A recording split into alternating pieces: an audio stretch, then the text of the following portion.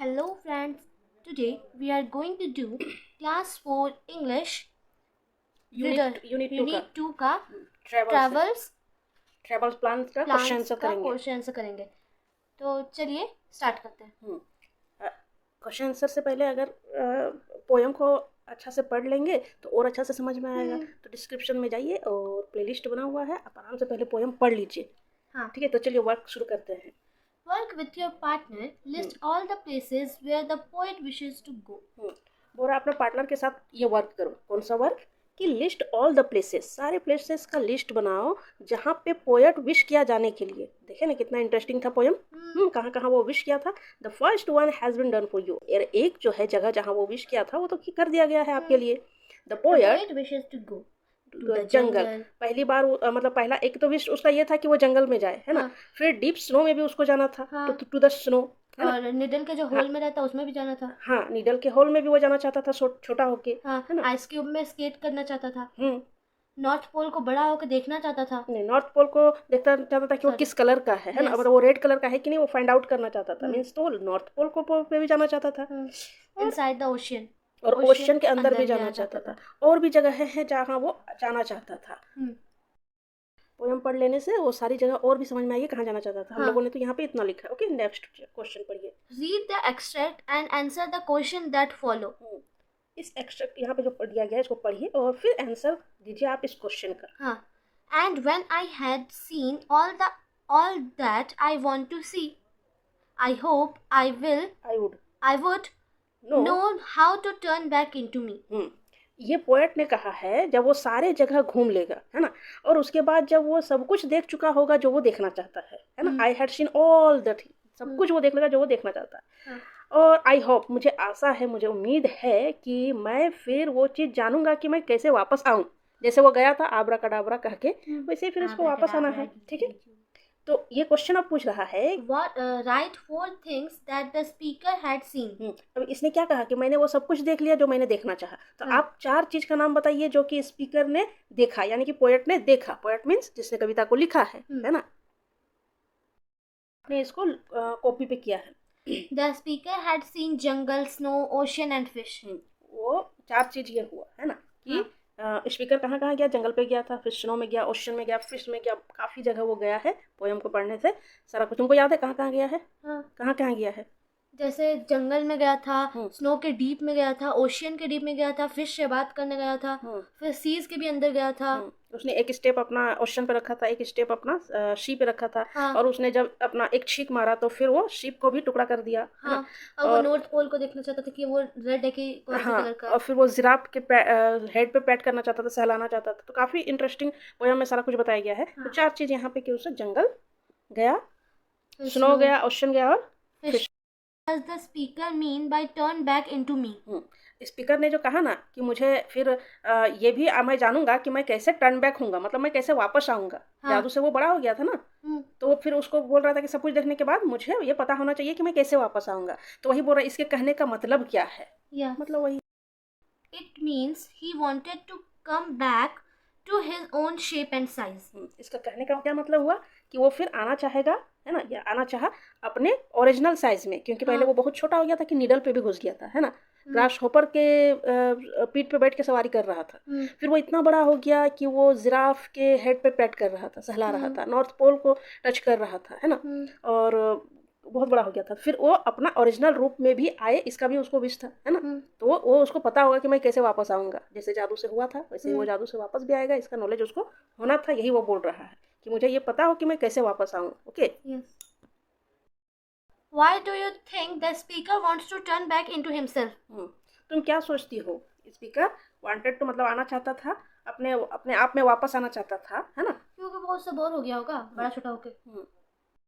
When the speaker will get bored of being small and big, है ना। जब speaker bore हो जाएगा स्मॉल और बिग होके, छोटा और बड़ा होके, he wants to turn back into his original size. फिर वो चाहेगा ना कि मैं अपने ओरिजिनल साइज में आ जाऊं, है ना। तो यही इसके कहने का मतलब हुआ, है ना। And I would learn to say thank you in Kangaroese. जैसे ये पोएट ने कहा था ना कि मैं सीखूंगा थैंक यू कहना कंगारूज में, बताया था ना। का लैंग्वेज में। बताए थे कंगारूज मतलब क्या हुआ, कंगारू का language. What does the speaker meant by his statement? हाँ, ये जो स्टेटमेंट कहा स्पीकर ने, है ना, इसका क्या मतलब है?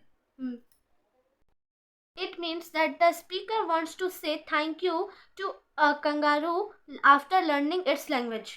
इसका मतलब क्या हुआ कि स्पीकर चाहता है कि वो थैंक यू कहे कंगारू को, है ना, आफ्टर लर्निंग इट्स लैंग्वेज, उसका लैंग्वेज सीख के। और क्यों वो ऐसा कहना चाहता था पता ही है ना?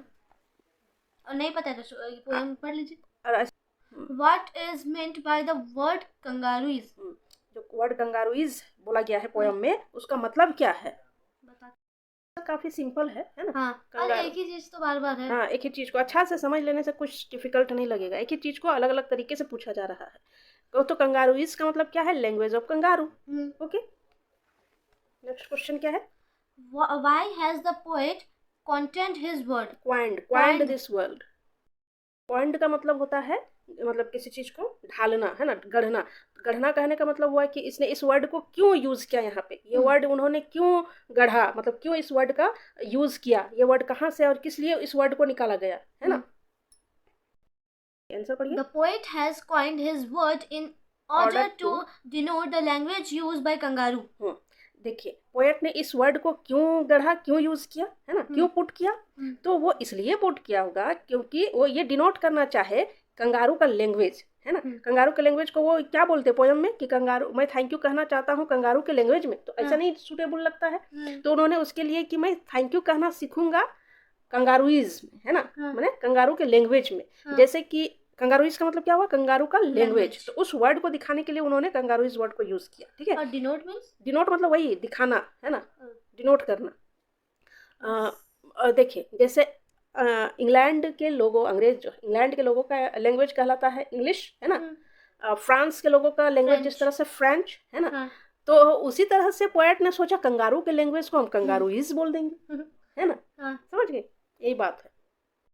ऐसा है नहीं कि कंगारू के लैंग्वेज को कंगारूइज बोला जाता है, ऐसी कोई बात नहीं है। ये पोएट ने खुद से इस वर्ड को इजाद किया है, मतलब कि कॉइंड किया है, निकाला है ना। समझ गए? अपने पोएम में यूज किया है। ओके,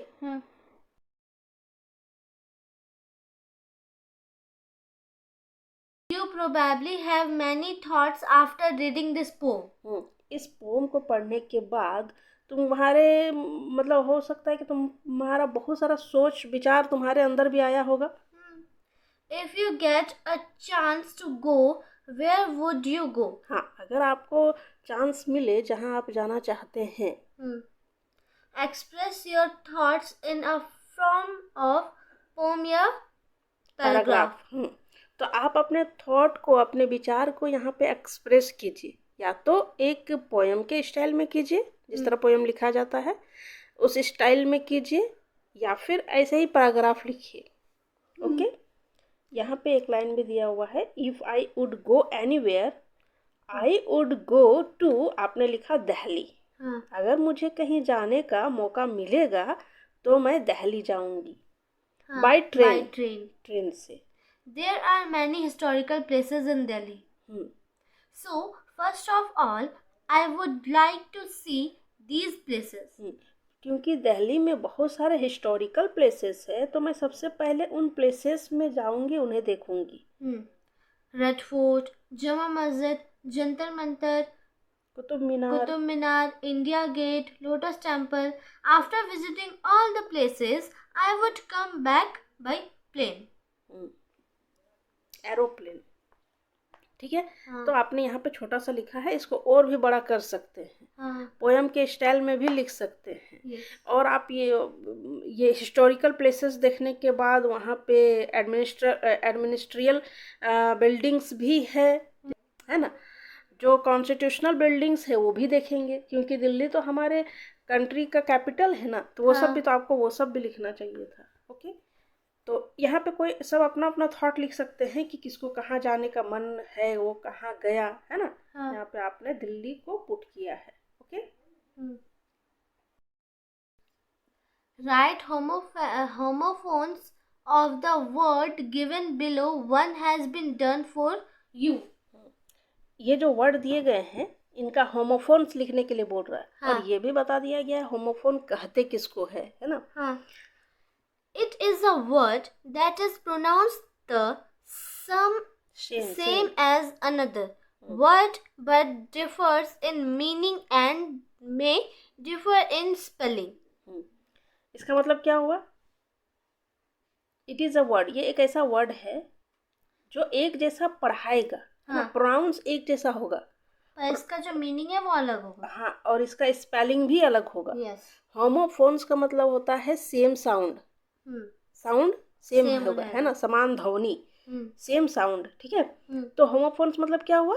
समान ध्वनि, मतलब सेम साउंड, एक समान साउंड रहेगा, लेकिन उसके मीनिंग अलग रहेंगे, उसके आवाज एक जैसा आवाज है ना, लेकिन उसके मीनिंग अलग रहेंगे, उसके स्पेलिंग अलग रहेंगे, ठीक है।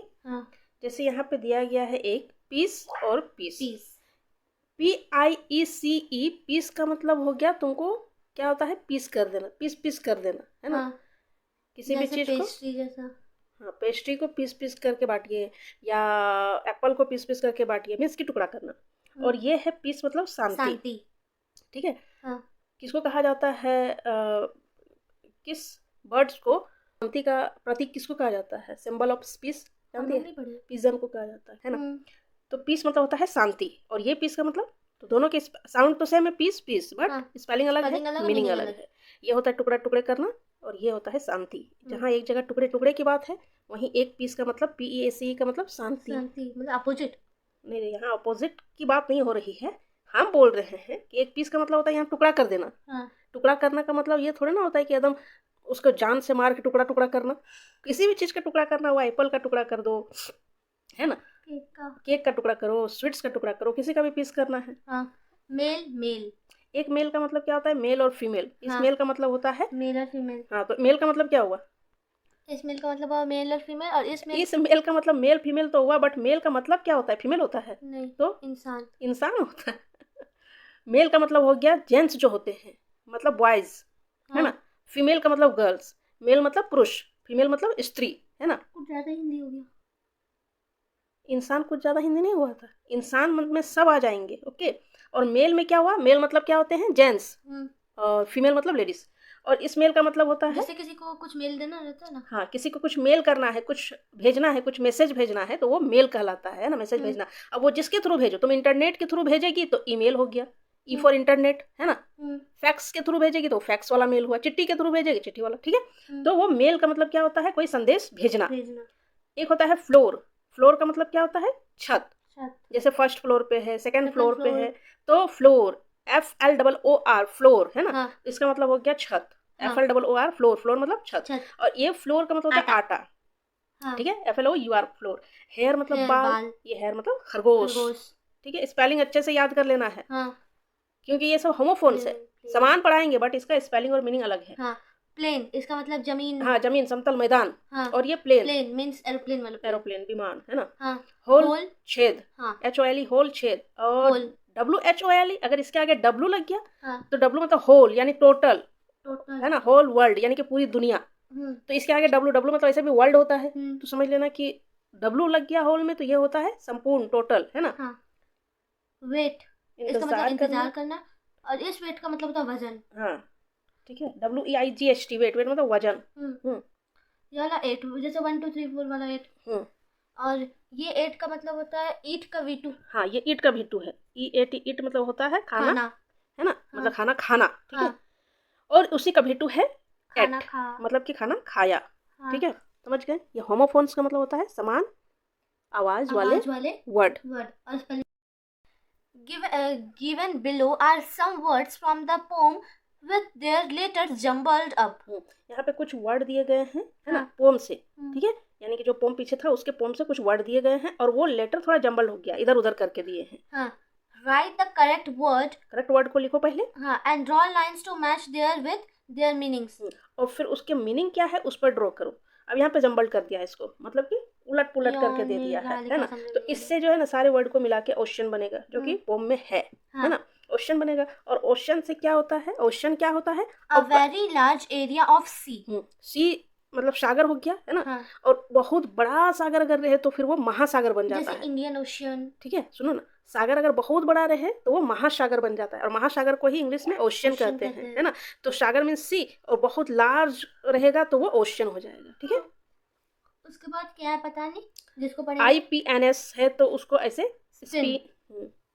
तो इसका मतलब हो गया to go round and round और इट्स एक्सिस। एक्सिस मतलब होता है अपने ही इलाका, अपने ही एरिया में घूमना, है ना। हाँ। जैसे मान के चलो कि लट्टू ऐसे स्पिन करता है ना, अपने ही एरिया में घूमता है।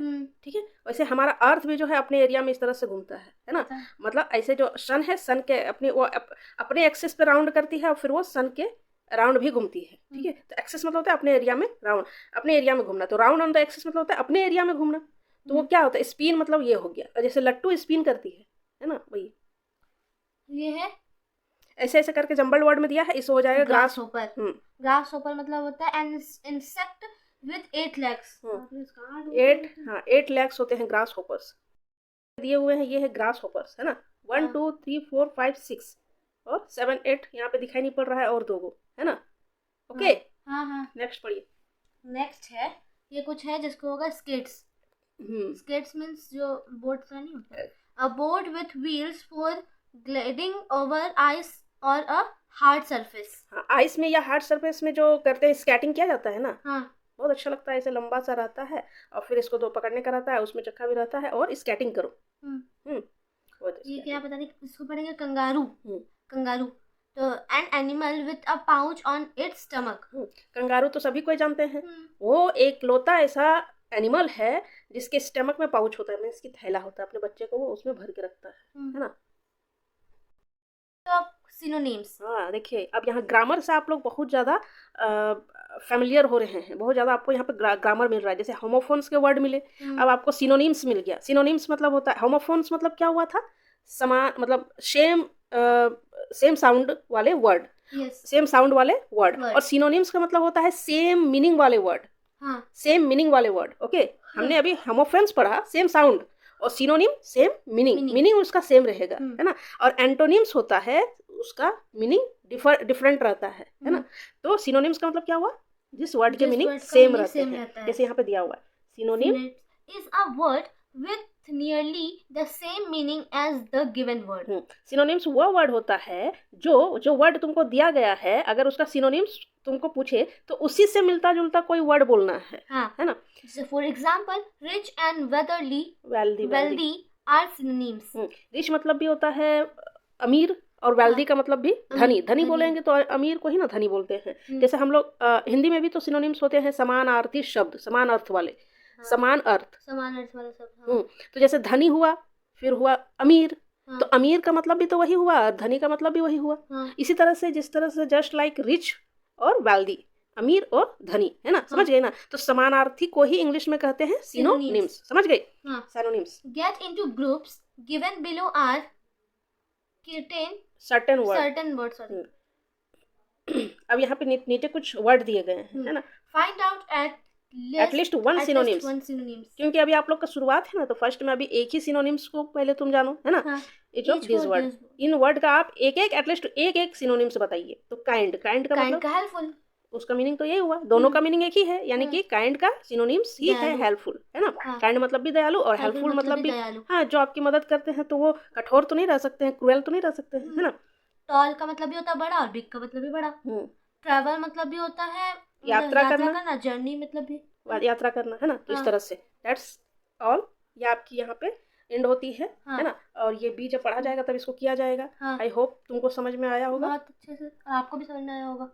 मुझको नहीं, वीडियो जो देख रहे हैं। यस, ओके, बस समझने से नहीं होगा, ये सब याद करना पड़ेगा। ठीक है, हमारा काम बतलाना था, अभी आप लोग का काम है याद करना। ठीक है, खाली समझने से काम चलता तो कोई बात नहीं था, तो इसलिए थोड़ा याद भी करना पड़ेगा। और जब याद करो तो उसको लिखा करो कॉपी पे, क्योंकि ये स्पेलिंग तभी रहेगा आपके जहन में जब तुम इसको बार बार कॉपी पे लिखोगी। अभी तो तुम नहीं ये सब चीज़ नहीं तो नहीं ही हो, ये सब तो इतना दिन से पढ़ी रही है। ठीक है, तो कॉपी पे लिख के याद करना। ठीक है, चलो। सो ओके फ्रेंड्स, फिर मिलते हैं बी में। ये जो बी है, उस पे। तब तक के लिए आप लोग अपना ख्याल रखिए, हमेशा खुश रहिए, और शुक्रिया, बाय।